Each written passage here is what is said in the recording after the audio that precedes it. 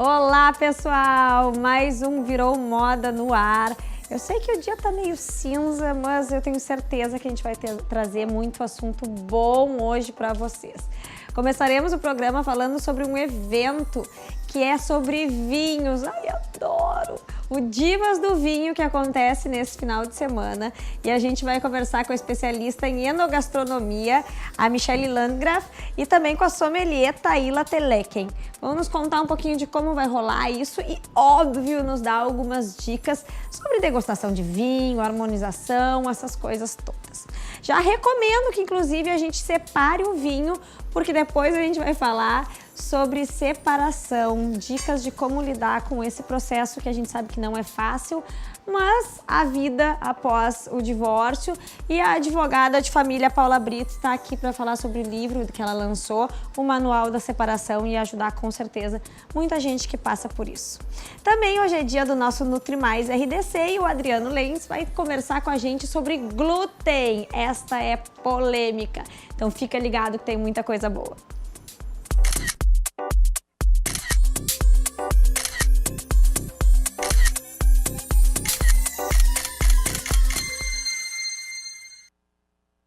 E o Tá Rolando de hoje repercute uma notícia meio maluca que tá rolando na internet. Parece que lá nos Estados Unidos um ladrão, aliás, ladrão não, uma pessoa invadiu uma casa em Marlborough, em Massachusetts, e entrou, fez uma faxina e não levou nada. Sim, é isso, gente, até aspirador de pó ele passou, tá? O morador, que é o Nate Roman, 44 anos, contou para o Boston Globe que isso aconteceu na semana passada e notou que a casa estava limpa. Olha que maravilha! Eu acho que vai ter muita gente exportando esse invasor para sua casa. Eu ia adorar chegar em casa e estar com tudo lá. Cama feita, olha só, cama feita, tapete aspirado, banheiros limpos. Ele estranhou tanto que chamou a polícia, né? Aí o sargento foi lá, disse que é o primeiro caso registrado do gênero. Eu espero realmente que isso vire moda, né? Aliás, ia ser bom, virou moda, pode começar inclusive pela casa da apresentadora. Estou aceitando invasores que me apresentem depois tudo bem limpinho, principalmente os vidros. Vidro é difícil. Então, olha aí. Que maravilha, né, gurias? Eu quero. Eu quero. Tá todo mundo encantado com esse invasor. Não, tem umas coisas que, olha, só acontecem nos Estados Unidos mesmo, muito inusitado. Que maravilha. Sim. Gurias, que bom ter vocês aqui de novo. Obrigada. Né? Obrigada. Ambas já passaram por aqui no ano passado. Sim. E agora para divulgar juntas esse evento que se chama Divas do Vinho. Isso. Adorei, porque tem duas palavras nesse nome que eu adoro. Diva e vinho. Olha que coisa maravilhosa. Combina, né?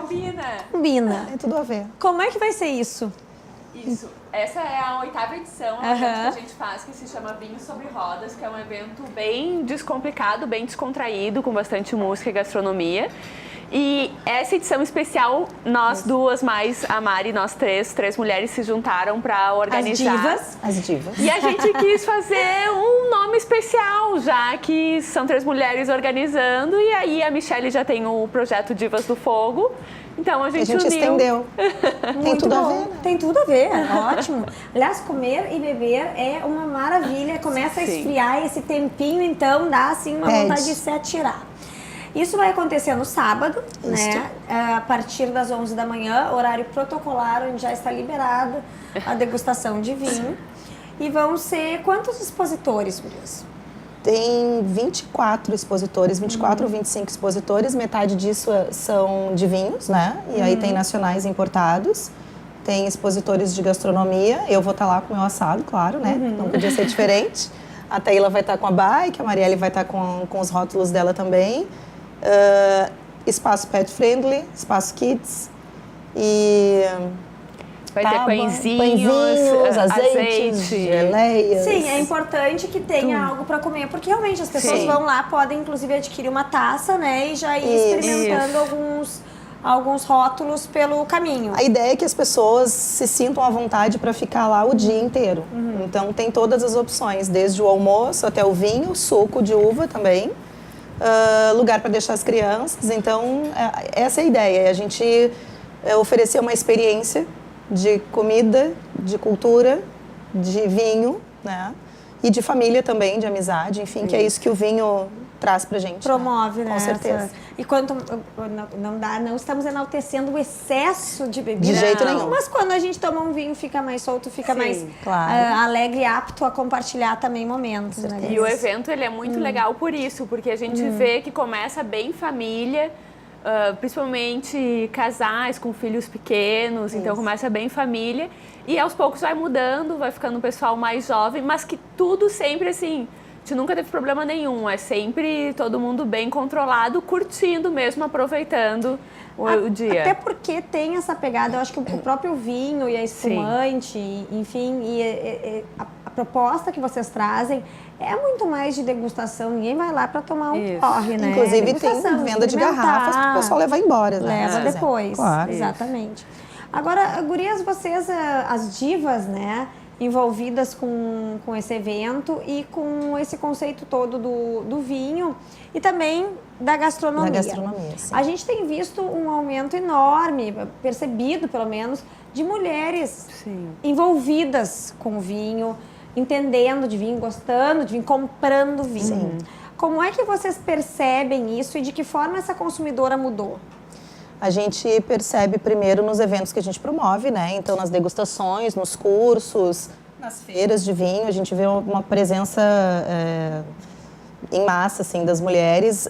Não se tem mais aquela ideia de que a mulher só toma espumante moscatel. Então, a gente vê homem tomando moscatel e vê mulher tomando vinho tinto encorpado. Né? Isso é uma coisa que é um tabu que já está quebrado, né? Definitivamente. E a gastronomia também, a gente vê grandes nomes de chefes homens. E, graças a deusa, a gente está vendo cada vez mais as mulheres. A deusa, né? Porque ela é mulher, certamente. A gente vê aí as mulheres tomando o seu espaço também. Então, é uma coisa que conversa, né? Vinho e comida é uma coisa que conversa bastante.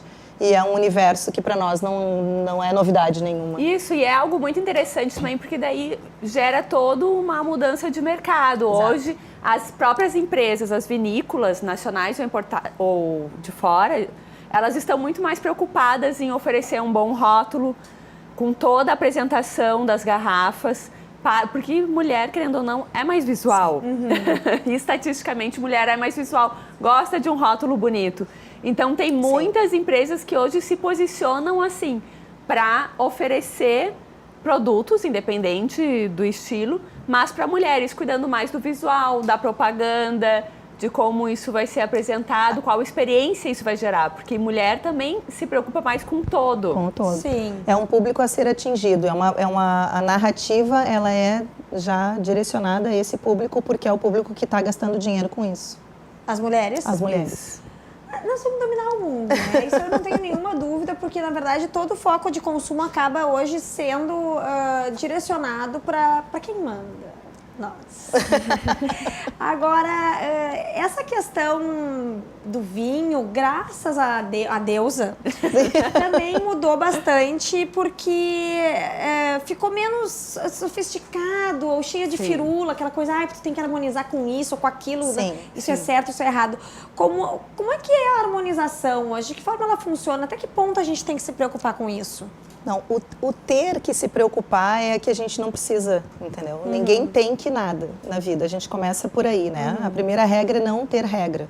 Então, a ideia é que as pessoas se sintam livres e à vontade para consumir aquilo que elas gostam. Então, assim, a gente pode melhorar a experiência da enogastronomia, então tu pode acompanhar melhor o vinho que tu escolheu com uma comida que combine com aquilo, ou ao contrário também, tu faz um prato super elaborado e tu quer dar uma cara mais legal, tu quer sentir alguma sensação ou provocar uma sensação em quem está comendo aquela comida.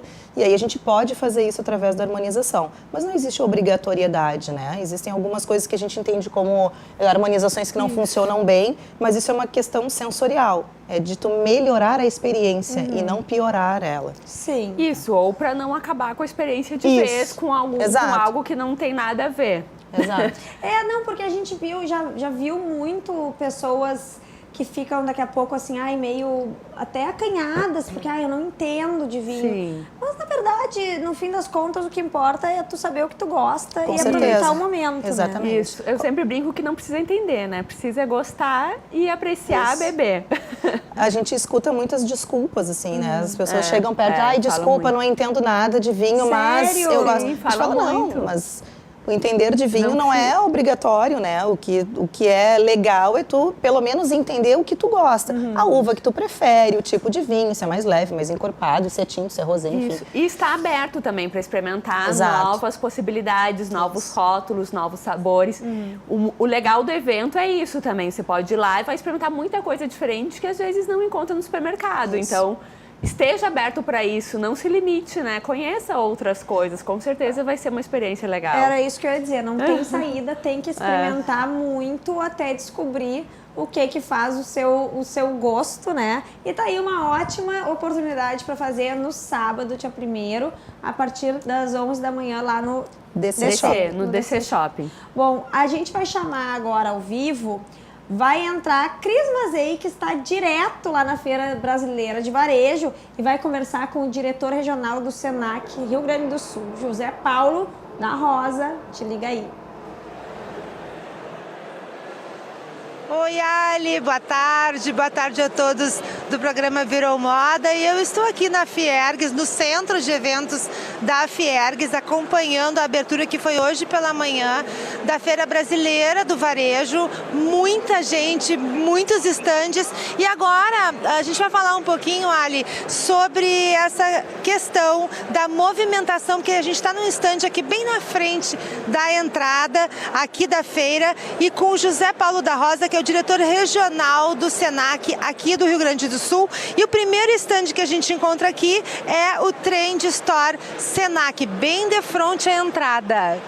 Sim, nós estamos nesta edição com esse stand que oferece cerca de 20 tecnologias atuais aplicadas ao varejo, não só para o cliente, mas também para o lojista na sua forma de gestão.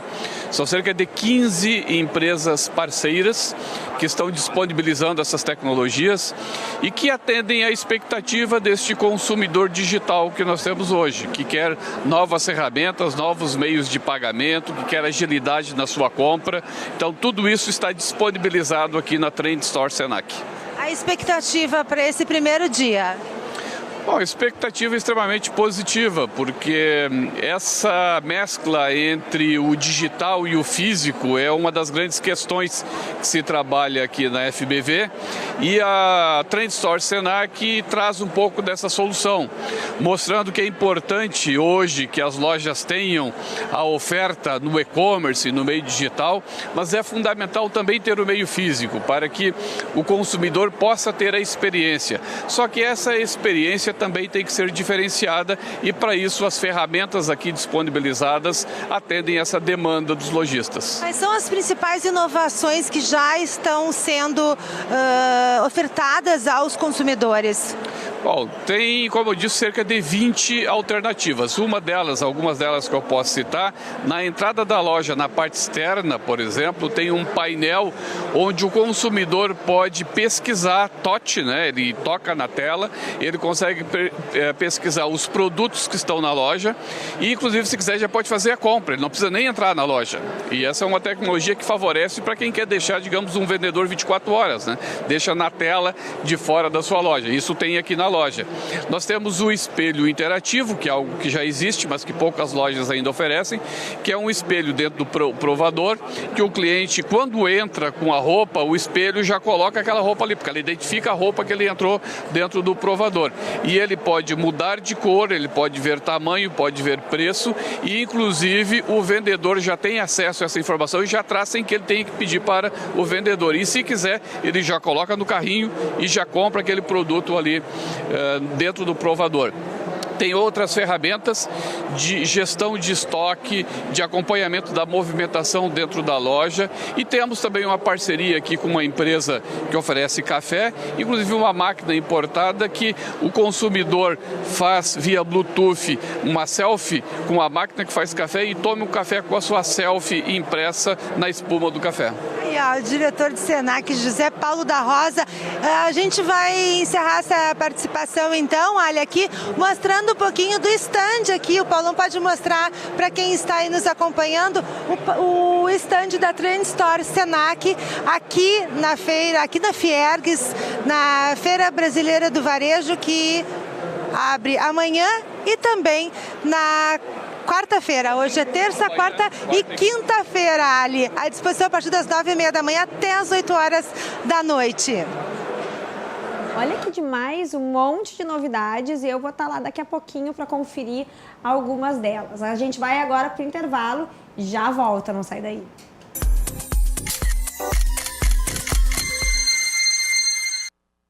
Já de volta e agora é hora do nosso Diário da Gestação, Virei Mamãe.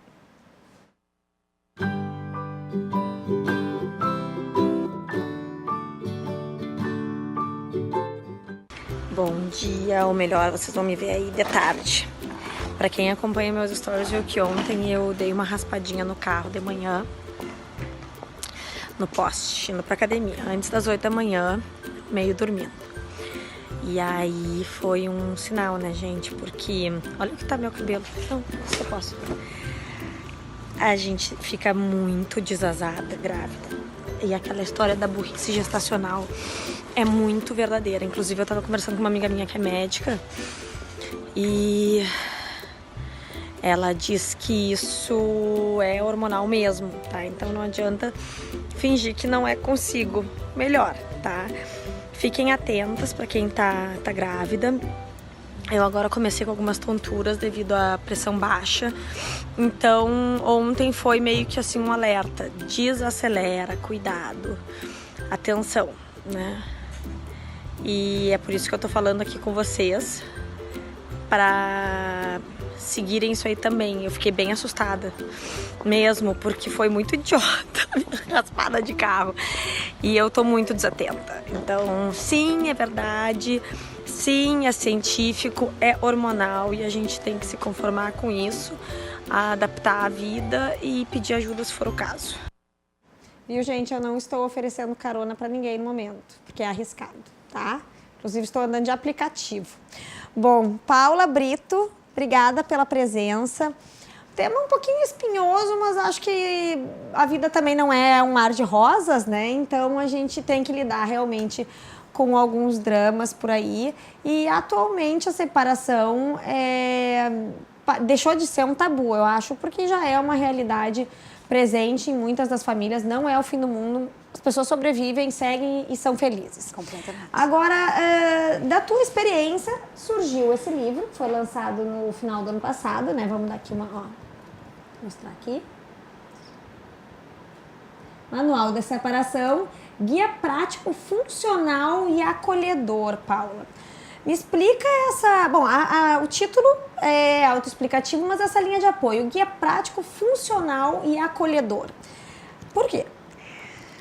Porque tem essa ideia de uma linguagem simples, né, objetiva, e ele surge dessa necessidade no atendimento do escritório, que dá vontade de dizer: fica tranquila que a gente sabe o que está acontecendo. Ou às vezes uma pessoa recente tinha saído e a outra vem e traz um relato parecido.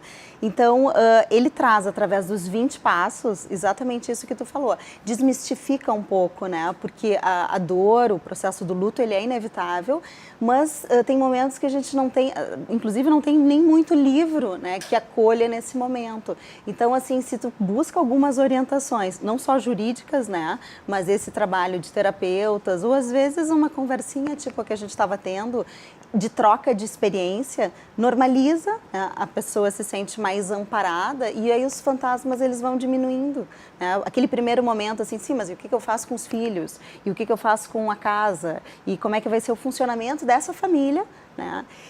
E essa normalização, e tu vê dentro de escolas, numa sala de aula, a gente tem assim, hoje, a cálculos, às vezes mais da metade da turma, né? Com pais separados ou pais que já reconstruíram, né? Aquela ideia de filhos de um, de outro e em comum, dentro da ideia da reconstrução. Então, é muito mais falado, né? Tem escolas que têm dia de família, programas como esse, que a gente possa vir falar do divórcio com essa ideia de uma coisa mais leve, né? Sim, no fim das contas, o divórcio em si, ele não é o problema é a forma de lidar com isso que vai realmente impactar nas partes envolvidas, né? O que tu sugere como sendo o primeiro aspecto a ser considerado? Ainda mais considerando, Paula, que tu é advogada, mas também mulher, né? Então, tem essas diferenças, eu acho, imagino eu, nas prioridades neste momento, de como lidar com isso. A mulher carrega muita culpa sempre. Então, qual é o funcionamento da mulher nesse aspecto? Eu sempre oriento assim, quando a gente tem um norte de proteção aos filhos, ele ampara de uma forma que a gente nem imagina, né? Então, assim, tu lidar com uma dor, às vezes a dor da perda ou a raiva, né? A raiva é um sentimento que aparece com frequência, a culpa inevitável, e eu acho que essa questão da culpa feminina, ela envolve, porque vai além dela mesma, né? Não só naquela sensação de incompetência, por que o meu casamento não deu certo, mas essa sensação de preocupação que passa para os filhos, né? O que vai ser deles nessa nova formatação. Sim, de que forma eu, de repente, não estou sendo culpada por ele ser infeliz. Ou que mãe eu estou sendo, né, ao tomar um caminho desses e fugir um pouco daquela família mais tradicional, né, que ainda tem muita resistência, né, sobre essa questão de mudança, né, o como é que eu vou buscar algo e ser uma boa mãe ao mesmo tempo. É egoísmo, não é egoísmo?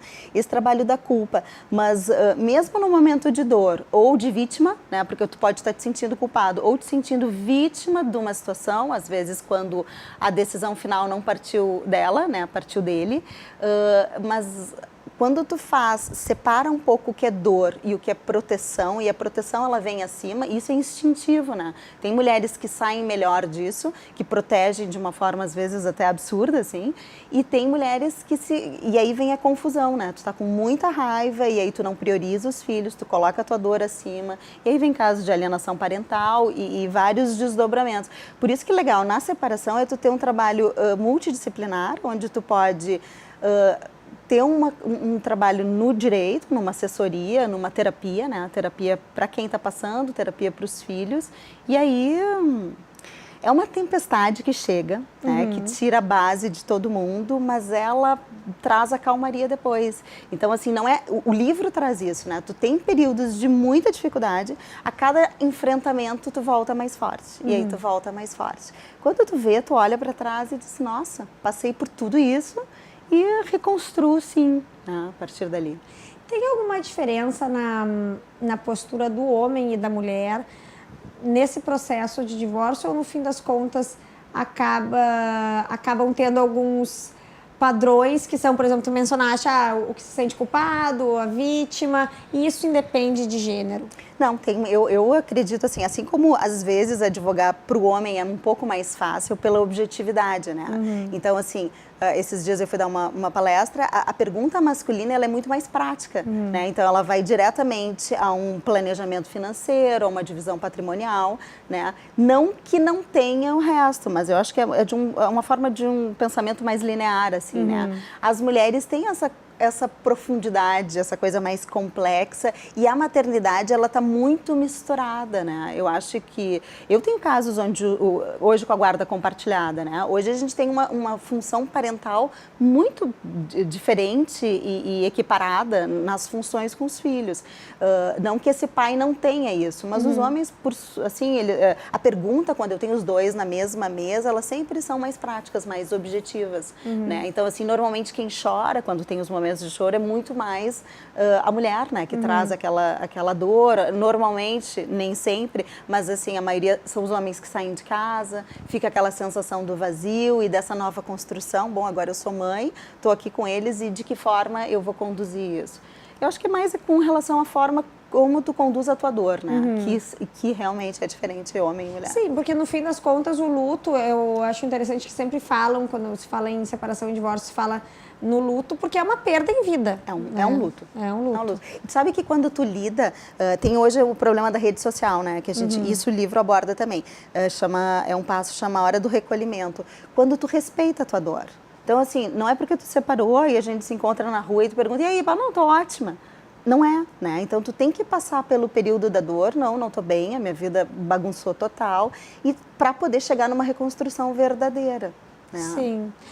E isso num mundo onde hoje se vive uma ilusão de constante felicidade, que a gente tem que ficar lidando ali com as pessoas, tudo nas redes sociais, parecendo estar muito felizes. E a noção do tempo, né? Então parece que hoje o tempo, ele corre muito mais. Então tu não para sentir esse luto, vivenciar e poder sair dele. Então a velocidade das postagens, né? Então eu costumo contar assim, às vezes a gente está encaminhando um acordo, né, bem produtivo, e aí passa um feriado, um final de semana, e existe alguma postagem que dói no outro, né? Então assim...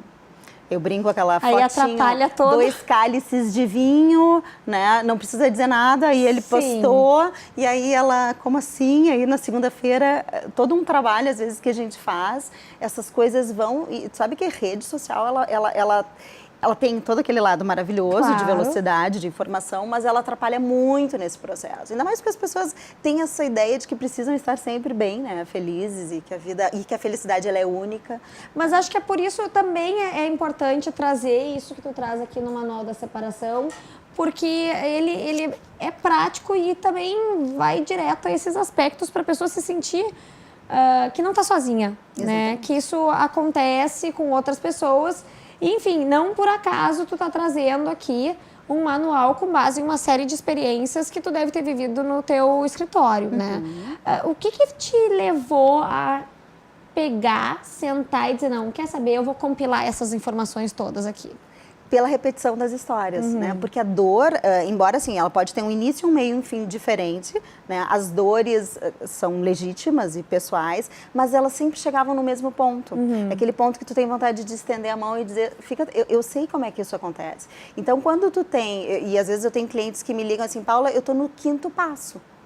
E aquilo vai sendo trabalhado. Não, mas eu já cheguei no 15º e não estou sentindo. Volta nos passos. Né? Então, claro que às vezes é muito mais do que isso. Quantos passos são no total? São 20 passos. Na verdade, o 20º passo ele tem uma história bem legal, porque são depoimentos de mulheres que passaram por separações e que contam a sua experiência. Então, é um fim assim, bom, esse é todo um caminho racional, que valida a dor, que te orienta. Tem uma orientação prática também, né, sobre como eu faço para me separar, como é que funciona a guarda compartilhada, que a guarda às vezes assusta essa ideia, né, do compartilhamento. E tem questões bem objetivas, tem questões como o luto, como o reflexo nas crianças, e agora como é que eles vão, se é melhor quando o filho é pequeno, se é quando o filho é maior. Então a ideia foi colocar ali, é como se tu pensasse, fechasse os olhos assim, o que eu preciso saber, né, para passar melhor por isso. E o principal, Alia, que é o que eu acredito no meu trabalho, e é uma forma de advogar afetiva, assim, é trazer, não para o litigioso, né, é tentar fazer com que as pessoas realmente resolvam os seus problemas, protagonistas das suas dores, e encaminhem da melhor forma. Porque aí não é conversa bonitinha. O fim ele é muito melhor. As crianças saem protegidas, né? Se faz uma tabela de convivência entre os pais, vendo o que é melhor. O que é melhor para ti? O que é melhor para mim? Mas isso é o melhor para as crianças, e aí tu constrói.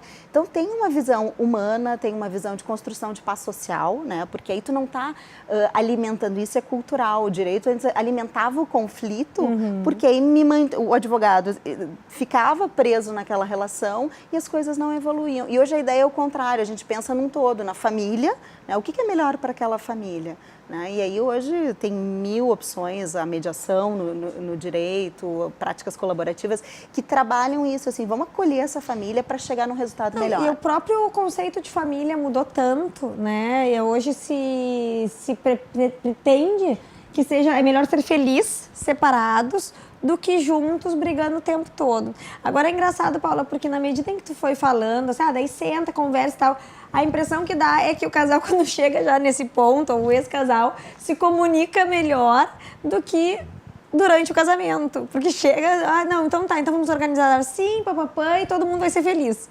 Tu sabe que aí eu acho importante a interferência de quem é o terceiro que está conduzindo. Às vezes é um advogado, às vezes é um terapeuta. Porque normalmente aquele casal tem um ruído de comunicação. E às vezes eles estão dizendo a mesma coisa. Eles estão repetindo, só que não se escutam. Eles não têm mais uma escuta ativa, produtiva, né? Então, um terceiro vem e repete exatamente para o outro aquilo que foi dito. E aí, parece mágica, mas não é mágica, né? Vem e organiza isso. Sim. Então, assim, e acho que a frequência das separações, né? O fato da gente estar falando tira um pouquinho. Então, as pessoas não é mais aquela... Bom, agora, a perda do status de casada também é uma coisa que... De casada. De casada. Porque, Olha olha só, só, tem o desapego material, que é difícil, né? As vidas, às vezes, tu sai da tua casa, tu abre mão de muitas coisas, mas tem o desapego da condição de casada. Né? Então, assim, aquela pessoa... às vezes some um pouco dos grupos, se afasta de amigos, né? Não assume a condição de estar separada, ela evita que isso se torne público por uma questão... é como se fosse um auto-preconceito, né? Bom, e agora? Tô sem marido, Sim. eu vou conduzir como? E isso é uma questão cultural que ainda não foi totalmente resolvida, até tanto que tu mencionaste mais pro lado feminino, né? Agora, Paula, amanhã vai ter um evento, né? Sim. Que vai focar nesses 20 passos pro divórcio, pro bom divórcio. Então fala pra nós onde é que vai ser, pra quem tá interessado no assunto poder participar. O evento é amanhã, às 19 horas, no Trend ali da 24 de outubro. O evento é gratuito e é legal porque tem uma troca, né? Vai estar comigo o Fernando Nock, que é um psicólogo clínico que me ajudou na construção do manual. Vai estar a Juliana Silveira, da News Family, que trabalha com essa reconstrução da felicidade.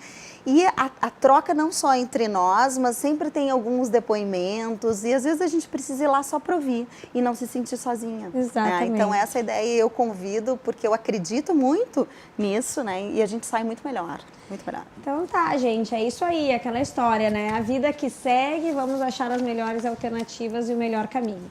A gente vai pro intervalo, já volta, não sai daí.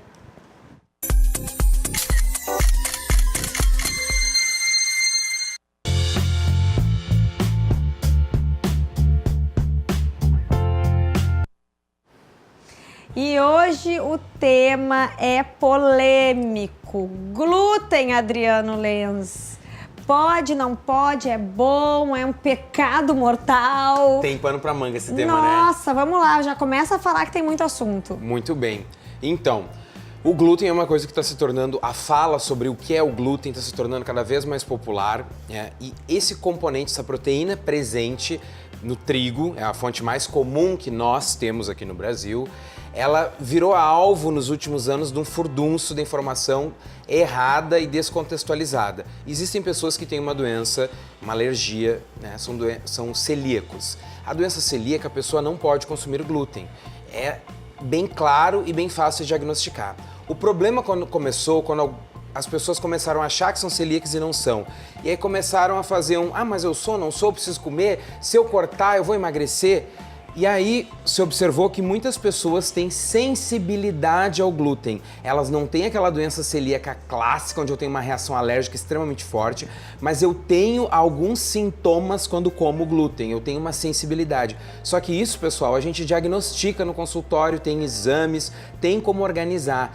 Não é porque você comeu um dia um hambúrguer e não se sentiu bem que você é sensível ao glúten. Até porque o hambúrguer é puro queijo, gordura, carne cheia de graxa, então talvez tenham sido outras coisas. E aí o que acontece no consultório, no dia a dia? Adriano, eu tirei o glúten e tô me sentindo ótimo. Às vezes a pessoa tem sensibilidade, tem que tirar mesmo. Mas na maioria das vezes eu melhorei toda a minha alimentação, por isso eu tô me sentindo ótimo.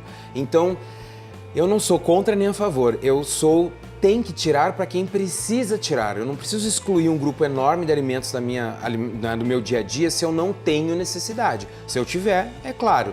E aí, de novo, acontece a questão do fui lá no médico tal, nutricionista tal, mandou tirar tudo, nossa, estou me sentindo ótimo. Aí a gente faz um estudo científico, como tem diversos, mostrando, mas reintroduzir o glúten, aquela pessoa seguiu ótimo. O que fazia mal para ela era comer gordura em excesso, não fazer lanches, aí chegar no almoço vesgo de fome, comer o dobro, o triplo, não comer o lanche da tarde, das 3 às 6, aí chegar às 8 da noite em casa depois do trabalho, comer o reboco das paredes. Aquele excesso é que fazia mal para a pessoa e não necessariamente o glúten. Então isso precisa ser diagnosticado em consultório, em clínica. Até porque, aí entra o outro lado também, né? Os produtos sem glúten, que são muito bons, muito saborosos, são muito mais caros e a indústria quer vender. E aí daqui a pouco você está gastando quádruplo em produtos sem glúten quando você não precisava. Agora, Adriano, uma pergunta. muita gente tem feito esses exames de intolerância, tá? Mas, na verdade, o ideal é começar a fazer testes, então, de exclusão, experimenta, ver o que funciona, ou tem, sim, a recomendação de vamos direto para esses testes de intolerância? Muito bom, Ali. Tem exame sim, e aí entra outra confusão, que é, não sei se não é pior ainda. Existem muitos testes que são vendidos que não são testes de boa confiança, que não são testes nem endossados e nem autorizados, né, recomendados justamente pela Sociedade Brasileira de Alergia. Então nós temos um padrão de teste que é superficial e que tem mais de 60% de erro. E nós temos os testes clássicos, que são os padrão ouro, que são os que os alergistas solicitam, que o nutricionista pode solicitar os de exame, né, os de sangue, e que são os recomendados pela Sociedade Brasileira de Alergia. Então é bem diferente. Hoje em dia tem muito teste dizendo, vamos ver se você tem intolerância a tal comida. Aí você vai ver a parte científica, são testes com baixa precisão, que acusam que a pessoa vai ter intolerância a 4, 5 coisas que ela na verdade não tem, e aí tu começa a excluir. Então sim, tem que fazer exames, mas o profissional tem que escolher bem e explicar bem, e você, pessoa, tem que ser questionador. A nossa saúde é nossa. O profissional da saúde que nos atende, ele é o nosso consultor técnico-científico. Nós estamos lá ouvindo a expertise dele, mas nós é que temos que nos apropriar da nossa saúde e correr atrás. É isso mesmo? Esse teste é o melhor para mim? Cadê a base científica disso? Porque hoje em dia, infelizmente, a indústria está vendendo também testes que não têm uma base muito boa. Mas se você jogar e você for no site da Sociedade Brasileira de Alergia, tem muito material e material bom para leigos, para ler. Não, é interessante tu ressaltar isso porque, na verdade, acaba que nesse universo de nutrição tem muita modinha. Né? E aí as pessoas se empolgam, e é o que tu falou, gastam uma grana, daqui a pouco estão cortando glúten, e nem era isso o problema. O problema era todo o resto do hambúrguer gorduroso que estava fazendo um mal danado. Exatamente. E aí o que acontece também é, tirei o glúten, tirei tudo, tô comendo só um omeletezinho de manhã, antes eu comia 2 pães enormes. Tirar o glúten me emagreceu. Você tá comendo a metade do que comia antes. Isso é que emagreceu, reduzir caloria. Não tem... Assim, tem que seguir um plano sério, com um profissional sério, competente e que seja personalizado às suas necessidades, tem né, que Adriano? personalizar. Exatamente, não tem jeito, gente. E também, assim, não há glória sem sacrifício. Tem que fazer um esforcinho. Bom, Adriano, obrigada. Obrigado, Ali. Pelos esclarecimentos. E a gente agora vai ouvir o consultor de imagem masculina que foi entrevistado lá em Gramado, na feira de luxo que rolou, Alexandre Taleb, um dos homens mais elegantes do Brasil. Muito a aprender com ele, hein? E não poderíamos falar de luxo sem falar em um dos homens mais elegantes do Brasil, Alexandre Taleb, consultor de imagem do mercado de luxo. Está aqui, vai palestrar no evento, participar de um painel. E óbvio que eu tinha que tirar uma casquinha e conversar um pouquinho contigo, Alexandre, sobre esse assunto que está todo mundo aqui querendo saber um pouco mais. O que é luxo hoje em dia, especialmente na construção da imagem pessoal? Primeiramente, agradecer estar aqui, é um prazer estar aqui, que eu amo essa cidade. Gramado, para mim, é o meu segundo coração aqui do Brasil. O primeiro é São Paulo, né, que eu sou de lá. Para mim é um prazer estar aqui conversando com você. Obrigado pela oportunidade. Então, hoje dentro do meu trabalho de consultoria de imagem, para quem não sabe o que é, eu atendo o cliente, pessoa física, para ensinar ele a se vestir para o mercado de trabalho, tá? De cada 10 homens que vêm me procurar, esses 10 eles querem estar o quê? Melhores vestidos, com uma apresentação melhor, por onde eles passam e por onde eles trabalham, tá? Isso o que é? Isso é um luxo, porque assim, você tomar conta da sua imagem, você tomar conta das suas roupas, você saber qual a postura você deve ter, isso é essencial e é um luxo que toda pessoa tem que ter. Agora, Alexandre, muitas vezes quando a gente fala em luxo, as pessoas pensam assim, mas tem que gastar muito dinheiro, tem que usar sua marca e ter um estilo elegante. É necessariamente isso? Não, gente, é o seguinte, todo mundo acha que luxo é gastar dinheiro.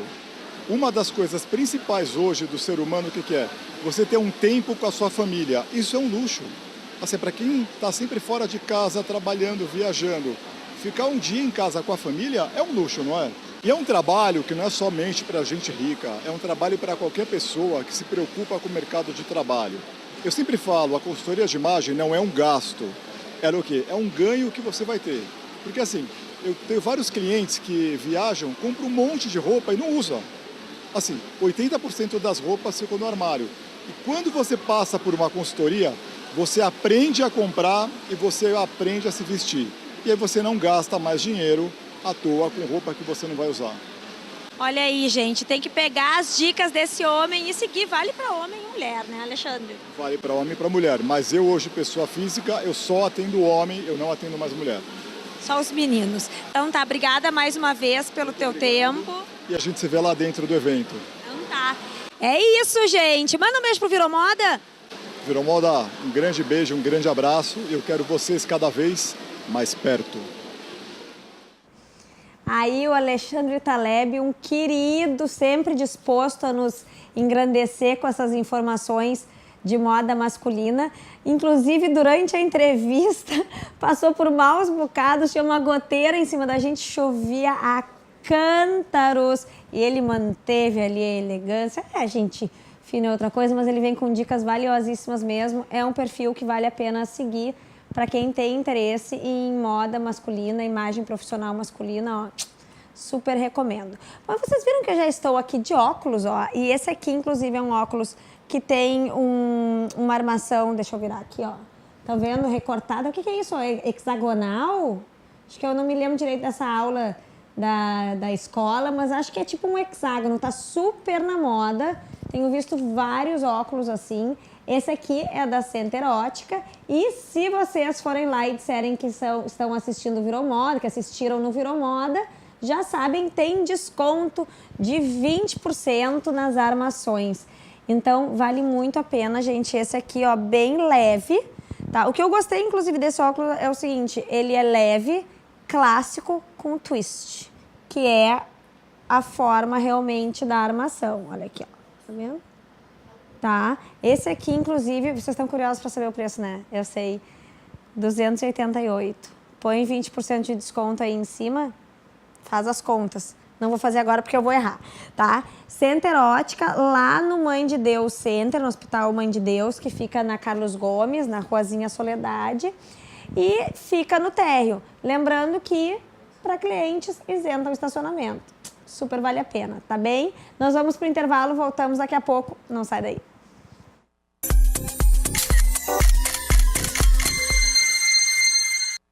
Já de volta e vamos continuar falando sobre moda, começando pelo look do dia. Vocês viram que hoje é uma roupa muito discreta que eu estou vestindo, né? Só que não.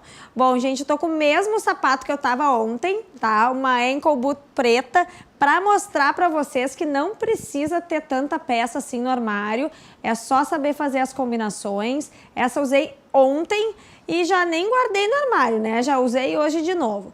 Tô com um vestido midi vermelho, um vermelho meio tijolo, de estampa de onça, tá? Lembrando, já falei várias vezes aqui, Animal Print é a estampa do inverno, especialmente se conseguir com algum toque diferenciado. No caso aqui a gente tem a cor. Então, Animal Print colorido, ó, super recomendo. Essa estampa que na verdade já virou um clássico, mas veio com força total nesse inverno. E o diferencial de hoje foi os cabelos, porque como eu tô com uma gola alta, tá meio baixadinho aqui em função do microfone, mas é uma gola alta, tô com uma estampa muito, que destaca muito, então chama muita atenção, eu resolvi prender os cabelos. Tá? Claro que o pessoal se emocionou. Hoje, enquanto eu me arrumava, eu estou com meio quilo, juro, de cabelo na cabeça, mas é um cabelo mais assim para trás, para deixar o meu rosto mais livre e não criar tanta poluição visual, já que eu tô bem tcharam na parte de baixo, né? Ainda mais com a barriga, que também me dá um volume extra. Então tá aí a dica do look de hoje.